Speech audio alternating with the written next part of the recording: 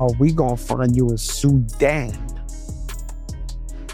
Don't mess up. Sudan is where they're not coming to rescue you. For you, because I know I'm good for a loan. I go to French Montana and get a loan now. Like, I'm good for the loan. That ain't even 188 million. That's trillions. He's part of a... Yo, the real princess of Dubai, not the fake one. I didn't know they had a fake. No, they have them. Every time you met a Muslim guy that got money, an Arab guy, they always tell you they the prince or they the this, they all full of shit. They just own a business where they make a lot of money. This guy really got engaged to the Princess Al Maktoum of Dubai. Don't mess up. He from the Bronx. I know him since he was a kid. This is for congratulations for his engagement, man. No. You took it to the desert. You taking it back. The promo was because I'm looking at it. Listen, I'm looking at it, and congratulations. Congratulations, but my mano. What did the good do the sandwich? The Ak way? The Aki way. Don't get the Aki way. Stay focused. Joe's never been one to stay quiet when he sees something wrong. He's watched too many people in this industry lose themselves chasing the illusion of comfort, fame, status, security. But this was different. This was French stepping into a dynasty where love didn't come alone. It came with lawyers, legacy, and loyalty contracts written long before he ever met her. Joe didn't sugarcoat it. He told him straight. This wasn't just marriage, this was a merger. And if French wasn't careful, he'd wake up one day realizing he wasn't the husband. He was the headline. You do know I got his first song to play on Hot 97 with Funk Flex. Nobody want to play his song. They blocking him. They just, look at his documentary. He gives Fat Joe the credit. He from the Bronx. I know him since he was a kid. This is for congratulations for his engagement, man. No. You took it to the desert. You taking it back. The promo was because I'm looking at it. Listen, I'm looking at it, and congratulations, but my mano. What did the good do the sandwich? The Ak way? The Aki way. Don't get the Aki way. Stay focused. Joe had watched French rise from nothing, from studio basements and block freestyles to private jets and mansions. He was proud, but that pride came with protection, because Joe's seen this movie before. A brother from the struggle finally gets peace, only for that peace to come wrapped in chains he can't see yet. He pulled him aside, his tone low but sharp. Table, and I'm sure there were some other ones also. Yeah. I came to Steve Rifkin when I had Chopper Down. I walked in the office, it was him and Gabi. And Gabi was the manager. I was like, yo, Steve, give me $200,000. Let me go make music. You know what I'm saying? Just let me. Steve was like, nah, I'll give it to you. Never got it. I dropped Which is funny because Gabi's the president of SRC. Steve is like the CEO. But so I don't know what type of but Steve makes the final call. Yeah. So I asked for $200,000. You know what I'm saying? And it's like, Fat Joe doesn't trust power that smiles too much. He's been around executives, moguls, politicians.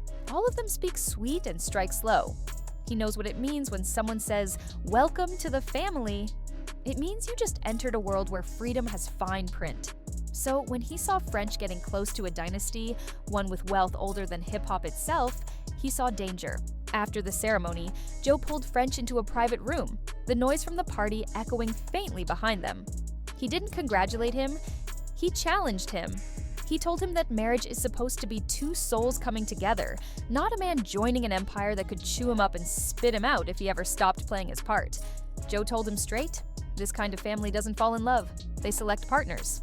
Every smile, every invitation, every deal from now on would be a test. Joe's biggest fear wasn't that French would lose money, it's that he'd lose himself. He knows how fast loyalty gets tested when money mixes with marriage. In this world, one mistake doesn't cost you a headline, it costs you respect. Joe's voice rose when he said it. He wasn't angry at French, he was angry at the game. He's seen too many brothers let comfort become control.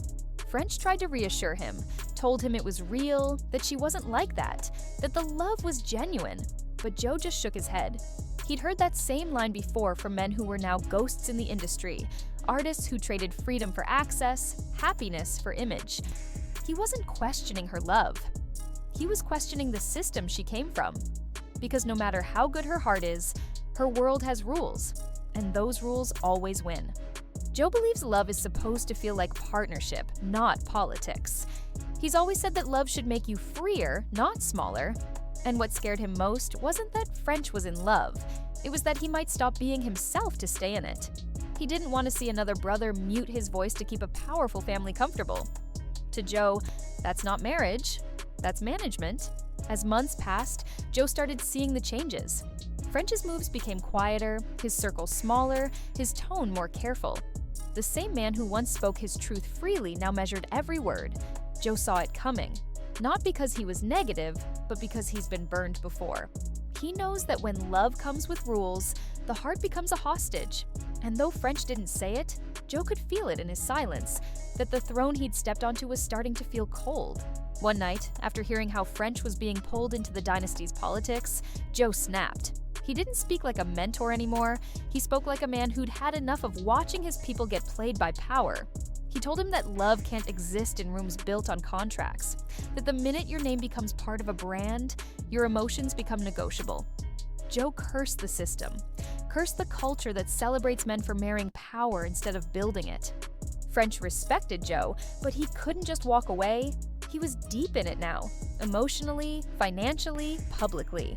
Joe knew it, but he still pushed him.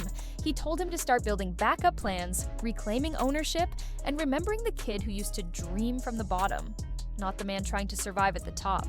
To Joe, it wasn't about jealousy. It was about legacy. Because a man who forgets his roots for power loses more than his freedom. He loses his reflection. Eventually, Joe stopped talking. He'd said what he needed to say, and he knew French had to learn some lessons on his own. But his warning stayed heavy in the air. Don't let the kingdom own you. Don't let love turn into obedience. Don't let silence feel like success. Joe didn't want to be right. He wanted French to prove him wrong. Because for once, he wanted to see a brother marry power and not lose his power in the process. Fat Joe walked away from that conversation with a mix of pride and frustration. He wasn't mad at French. He was mad at how this industry keeps rewriting the same story. He's seen men gain crowns and lose control. He's seen wealth become a weapon instead of a blessing. So when he warned French, it came from pain, not envy. From loyalty, not hate. Fat Joe's voice still echoes through the story. Not soft, not poetic. Sharp, raw, honest. He's the last of a generation that values loyalty over legacy, truth over politics, love over luxury. He didn't want to stop French from chasing happiness. He wanted to save him from being trapped by it. Because in this world, kingdoms don't destroy kings. They absorb them. Time passed, and Fat Joe's words started to sound less like paranoia and more like prophecy. The fairy tale glow around French's marriage began to fade, replaced by quiet rumors and uncomfortable truths. The same people who once called it a power couple now whispered about control, about influence, about how French didn't seem like himself anymore. His music slowed down, his energy shifted. His circle got smaller, not because he wanted privacy, but because every move had to be approved. At first, Joe kept quiet. He'd given his warning. If French ignored it, that was his choice. But watching his brother move like a man walking on glass broke something in him. He'd known French since before the fame, back when he was fearless, raw, wild, unpredictable. Now that fire was gone, replaced by polished smiles and rehearsed interviews. It wasn't love that changed him, it was control disguised as protection, and Joe couldn't stand it. French wasn't miserable, but he wasn't free. He'd built his empire brick by brick, but now he was living in someone else's palace. Even success started to feel like submission. Every decision had to be weighed, every opinion softened, every plan adjusted to fit the family's vision. Fat Joe saw it for what it was, a golden cage. He told people that money can buy silence, but it can't buy soul. One night, Joe couldn't hold it anymore. He vented to his closest friends, voice raised, hands slamming the table. He said he warned French, begged him not to mix his legacy with theirs. He said he'd seen too many men fall in love with women who came with power they could never control. He said it wasn't her fault. It was the system around her,